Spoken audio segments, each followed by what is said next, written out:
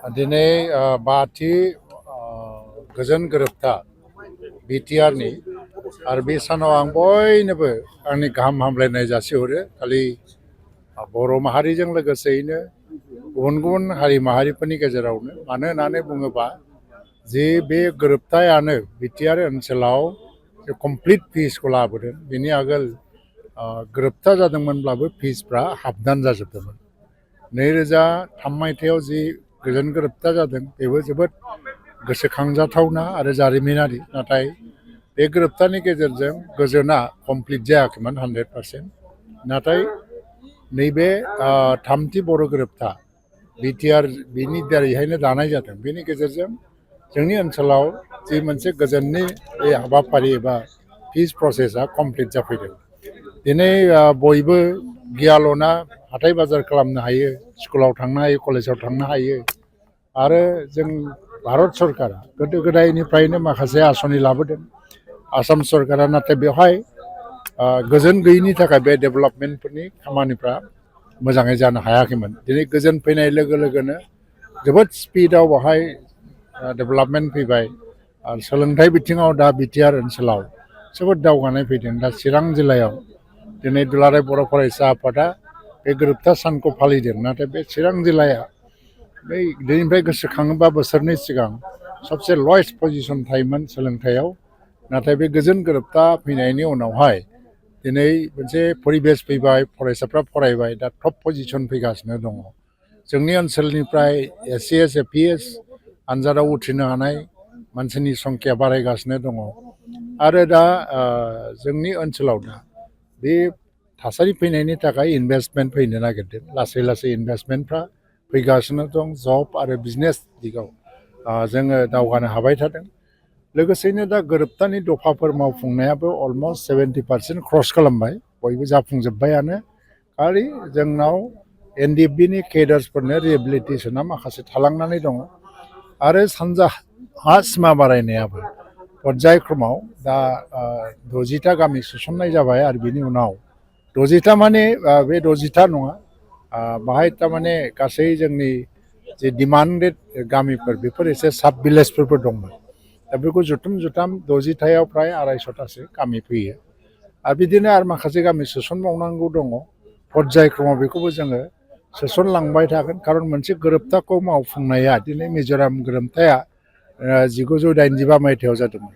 बिसोर स्टेट दङ आरो स्टेटहुडआ जानाय लोगो लोगोनो बिसोरना जेंनाफ्रा बारा गोबाव गैया, बारा गोबाव थायाखै, बारा बुरजा थायाखै।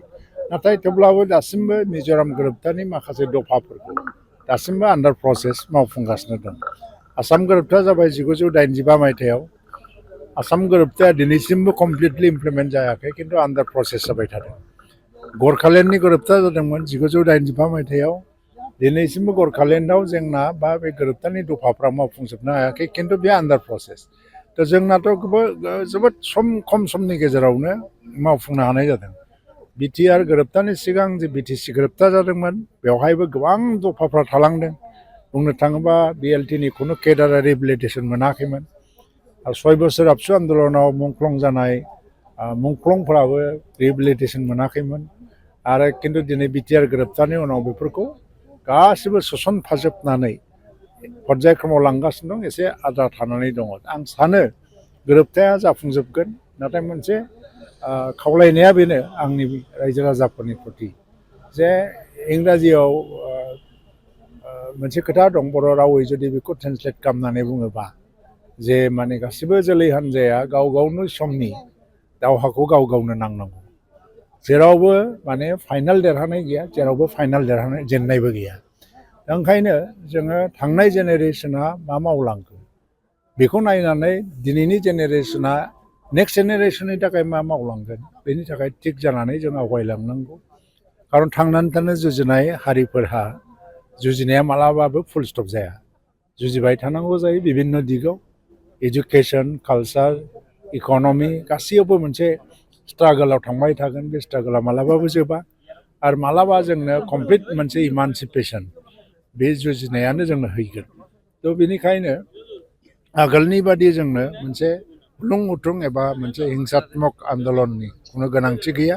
दा इन्टेलेक्सुवेल फाइट जालांनांगौ, एजुकेशननि गेजेरजों कालचारनि गेजेरजों आरो डेभेलपमेन्ट इक'नमिनि गेजेरजों आरो मेइनलि खोथाया मा जाहैदों जोंनि ओनसोलनि इक'नमिखौ जों जेब्लासिम कमप्लिट कन्ट्रल खालामनो हाया बेवहाय राजनैतिक बेबस्थाया जेखि फैया जों मालाबाबो उदां जानाय नङा सार बे जिखिनि बिटिआर गोजोन गोरोबथानि जिखिनि दफा मथे हिसाबै दा डाइरेक्ट फान्डिं जिखिनि थोंजोङै रां हरनाय मिरु सरकारा 1500 कोटि बियो माबायदि प्रसेस आरो माबायदि थासारियाव दङ ना बे डाइरेक्ट फान्डिं सिस्टेमा दा एमेन्डमेन्टसो फैगासिनो दङ एमेन्डमेन्टआ माबायदि फैयो जों नायगोन डाइरेक्ट फान्डिंआ बाजेट एमाउन्टखौ डाइरेक्ट फान्डिं खालामा जेरावबो डाइरेक्ट फान्डिं सिस्टेम गैया डाइरेक्ट फान्डिंखौ भुल बुजिनो नाङा बाजेटनि गेजेरजों जि फैदों बे डाइरेक्ट फान्डिं जाया गोरोबलायनाय आरो मावफुंनायनि थाखाय स्किमेटिक जेनेबा हमनानै लादो दा बिटिआर ओनसोलाव लोब्बा लाखिनानै हानजा सुरनाय हाबाफारि डेभेलपमेन्टनि थाखाय बे जेनेबा हाबाफारिखौ जोङो 1500 कोटि टाका हरदों मावफुंनो दा सिगांनो बेनि प्रजेक्टआ जे एप्रुभ बे जायोबा हाबाफारिखौ बे मावफुंनो प्रजेक्टनि थाखाय फान्डिंआसो डाइरेक्ट जायो जोंना थिखानाय आंखायजानाय आलासि बाजेटनि गेजेरजों जि फैनो बिथां गोनां दङ